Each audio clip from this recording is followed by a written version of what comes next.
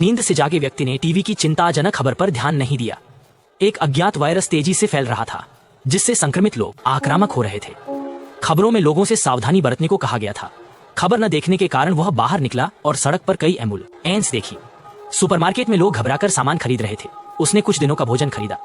शाम को जब उसकी बहन ने वीडियो भेजा तब उसे समझ आया कि क्या हुआ था। एक सरकारी व्यक्ति ने कहा कि वायरस गंभीर था और अधिकारियों ने एक द्वीप बनाना शुरू किया था। उसने छोटे भाई से सुरक्षित आकर खोजने को कहा। वे मिले और शरण लेने गए। सुनकर ले गे ने टिकट बुक कर तैयार हुए। ट्रेन में चढ़ते हुए टिकट सिस्टम खराब हो गया। मैंने सब देखा। सभी उड़ानें रद्द हो गई और जल्द ही वायरस के कारण सबको फोन पर आपातकालीन कॉल मिली। संक्रमण तेजी से फैल रहा था। देशव्यापी कर्फ्यू लगा, जिससे आना जाना प्रतिबंधित हो गया। कुछ ने गड़बड़ी महसूस कर हंगामा किया। ले गे ने तुरंत बहन को फोन कर घर जाकर इंतजार करने को कहा और मदद भेजने का आश्वासन दिया। लौटने पर सड़कें अवरुद्ध थी। यह खबर मिलने के बाद था भीड़ में भगदड़ मच गई। भीड़ देखकर लेगे को कुछ गलत लगा। उसने कार छोड़ी, सामान लिया और पैदल घर चला। थका हुआ घर पहुंचा तो वो देखा पड़ोसी के घर पर सैनिक पहरा दे रहे हैं। पड़ोसी को बंधा देख लेगे की रूह कांप उठी।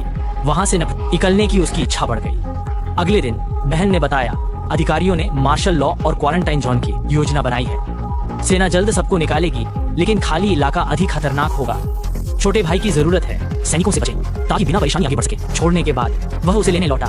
बचाव में देरी की आशंका के कारण लेगे जल्द ही सुपरमार्केट गया, पर वहां सब सामान बिखरा था।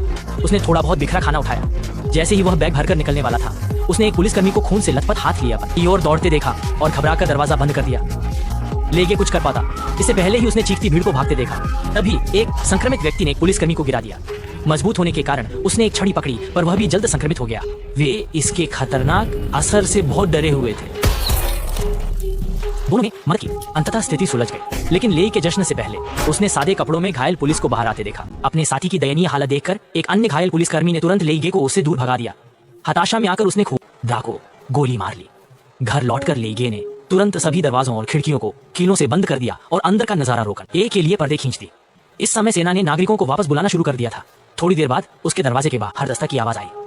लेगे जल्दी से एक कोने में छिप गया, आवाज करने से डरते हुए और गंभीर चोट के बिना सैनिकों की तलाशी से बचने में कामयाब रहा। जल्द ही आधा महीना बीत चुका था। पूरा शहर एक वीरान शहर बन गया था, पूरी तरह से सुनसान। न लेगे को अभी तक कोई मदद नहीं मिली थी और सिग्नल न होने के कारण वो अपनी बहन से संपर्क नहीं कर पा रहा था। इस समय उसका समय खत्म हो रहा था और उसके पास आपूर्ति की तलाश में बाहर जाने का जोखिम उठाने के अलावा कोई विकल्प नहीं था। केवल एक मछली पकड़ने वाली बंदूक के साथ वह ज्यादा दूर जाने की हिम्मत नहीं कर सका और केवल जबरदस्ती अंदर घुस सकता था। उन्होंने कई घरों की तलाशी ली, लेकिन कुछ नहीं मिला। हार न मानते हुए